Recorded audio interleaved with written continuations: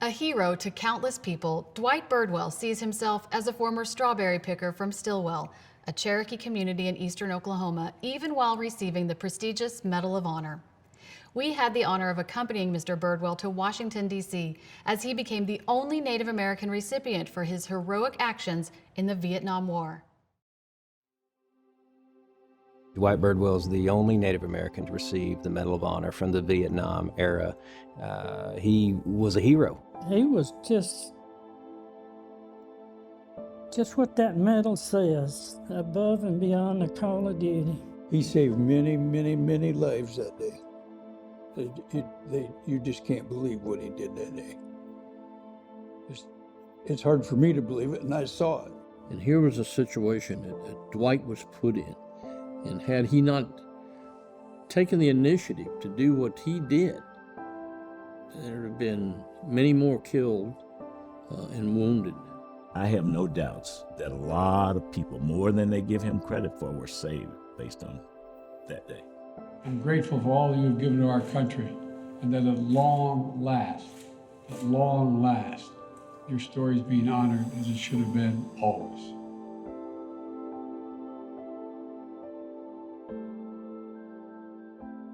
Well, I'm Dwight W. Birdwell. I grew up in this community of Bell.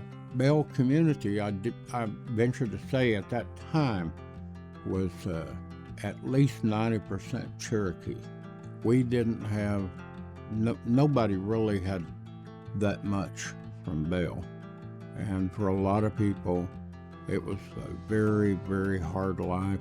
We're at Bell School. I started Bell School. First grade, I walked to school. I walked through the woods, and that was the big adventure every day. Thomas Muskrat didn't live too far away, and he put up with me. Taught me a lot. I was very fortunate to have his influence in my life. I remember sometime in the 50s, Thomas was in the military, and I saw him in Stilwell wearing his uniform. And I thought, boy, that looks good. I want to be like Thomas. And I knew when I was close to getting out of high school, the only way out for me was the military. I was so anxious to go that when I enlisted, I told the recruiter, I want to go to Vietnam. I felt like it was my duty to go to Vietnam, to serve in the time of war, My idea was that Cherokee people don't hide, They get out front and fight for their people, fight for the country. So I wanted to go. I went through Saigon. It was very urban, kind of reminded me of Tulsa, Oklahoma. And then got to my unit and eventually started going, as we say, out to the field. We'd go out on ambush patrol, come in like 5 in the morning, then we'd start on what they call search and destroy, searching for the enemy, or there would be a big convoy coming through, and it was our job to provide security for the convoy. That was just round the clock. Some people slept on ambush patrol. I didn't. But I didn't want to die sleeping. And constant terror. They were all around us, and they used little green flashlights to sort their way through the jungle. In the distance, you'd see those little green lights moving and what have you. So it was never a time of no anxiety. Always high tension. Tonsanute at that time was the most active air base in the world, civilian or military. I was told that an aircraft was taking off there every 30 seconds, taking off or landing. And it was a main hub for U.S. air support, supplies, and what have you. We got a call early in the morning of the 31st saying, you need to go down to Tonsanute there's a squad at VC breaking into the wire and we want you to stop them. We just sent part of the unit down, 60 or 80 people. And when we got to Thompson, we discovered there was like a regiment, and we drove right in the middle. They remained quiet until we got into the middle of them. Then everything cut loose.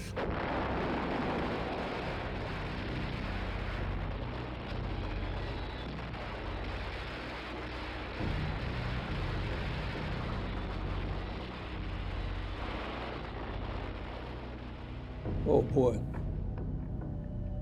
I was in the lead vehicles on that battle that day, and they just kind of wiped us out in a few minutes. They hit us from both sides and disabled most of our vehicles. C Troop immediately came under heavy enemy fire from both sides of the road. Specialist 5 Birdwell, upon seeing that his tank commander was wounded by enemy fire, immediately went to his aid. Dwight had to evacuate him from the tank, which he did. He got him off the tank, down, and to a place of safety. So they was actually shooting at us from both directions, and we were in the middle. And man, this ain't good. This ain't good. We got to do something. And that's when 3rd Platoon come pulling up, and there's Dwight, like a knight in shining armor. He then got back on the tank and started returning fire into the enemy force. Birdwell stood in his commander's hatch at times, half exposed, at times standing entirely out of the tank, fully exposed, laying down suppressive fire on the enemy. And Dwight had fired all the main gun ammunition on there. His 50 caliber had overheated and jammed on him. Essentially, I ran out of ammunition. About that time, General Otis, Lieutenant Colonel Otis, was flying above. His helicopter, for the 4th time, was shot down. And he crashed behind my tank. And, you know, I'm watching that helicopter come down, thinking, this is not real. When a U.S. helicopter crashed nearby, Specialist 5 Birdwell, under withering enemy fire, dismounted and moved to the helicopter where he retrieved 2 M60 machine guns and ammunition. They gave a 160 caliber to one of the troopers and with ammunition, and he took the other back with him and climbed back on the tank and commenced firing again. Specialist 5 Birdwell continued to engage the enemy with complete disregard for his own safety until the M60 he was firing was hit by enemy fire. The shrapnel from it went into his face, arms, and chest, wounding him. And he kept fighting, but eventually they got an evacuation helicopter in later, and he was ordered to leave. So he got on the chopper, but he then just slid out the other side of the chopper and returned to the battle. Instead, Specialist 5 Birdwell, under enemy fire, rallied fellow soldiers to advance toward the front of the armored column, where they set up a defensive position by a large tree. He wasn't slowing down at all. He just kept doing the job. So I just felt like I'm going to fight as long as I can. So that's why I did that. And I wasn't going to say die until I was dead. His leadership and tenacity under fire inspired the other C Troop soldiers to continue fighting against the superior enemy force, and directly contributed to the enemy's ultimate defeat. And everybody talked about it all the time, what he did. If it hadn't been for these high-powered rounds going over my head the other way, I wouldn't be here today. And it's not just that he pulled me into safety. He helped load them on helicopters. He helped load them on a personnel carrier. Did a lot of different things that day. To me, he is my hero. I wouldn't be here if it wasn't for Dwight Birdwell. That's a fact. He saved us. If he wouldn't have pulled up there, we'd all been gone. We talk about Thompson and the things he did to earn this medal, but he did that the whole time we were in Vietnam. It wasn't a one-time affair. That's what people don't understand. People think that people receive these kind of awards for just one incident, the Tonsanute incident. Birdie had at least 10 Tonsanutes where he led our troops in battle. He helped everybody. You know, he showed us how to do things. God made him here for a reason. He put him here for a reason. And I believe that Tonsanute, his purpose was to save those people and save an air base. If they hadn't have done that, they'd have taken over the air base.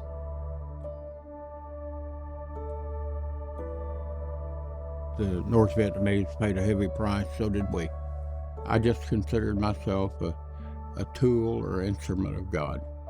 And it was God that saved them and used me to do it. For what reason, I don't know. But I'm glad they got to live. The war haunted me for years, particularly the thought of why did I survive and so many others perish. Late 79, I had I guess you might say, or I would say a reckoning. I came to the conclusion that there was nothing I could do about the past. I could just live for the future. And then when I did go up for judgment, if I had the courage, I would ask God, why did you let me live? Did I fulfill your expectation? I'm very appreciative of having survived, but I feel bad for those who didn't. I feel bad for their families. So on the memorial are the names of all the people who were killed in Vietnam, including members of our unit. We saw the names of many of them very, very close friends. And of course, they were just like us, for the most part, poor boys who had their hopes and dreams, and seeing their names and paying respect to them was very nice. But of course, it's difficult, you know. Recalling those things and just wishing that they had a chance to come home, enjoy life, to hear a baby cry, be kissed by a lady, eat ice cream, all the, things that make life worthwhile. Their lives were cut short. The awarding of the Medal of Honor ceremony itself, conducted by President Biden, and President Biden made the comment that this should have been awarded long ago. And finally, here today, we correct that oversight, that mistake. I appreciated that.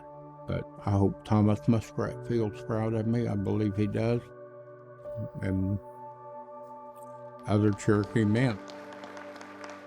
It's a means to bring pride to Native people and tell the rest of the world, the U.S. population, look here's a Cherokee Indian who did a good job. We all do our best to do a good job, and you need to respect and honor us. We're just as good as you are. I guess the thing most important to me is if he can do it, we can do it. Especially the little ones. I really don't think there's anything that unique about me. I just travel the road, and if they look at me and they say, I can travel that road too, but I won't make the mistakes that he made. I'll avoid the devil's drink and not embarrass myself or my people. But I hope that that's the effect that I have, if there's any at all.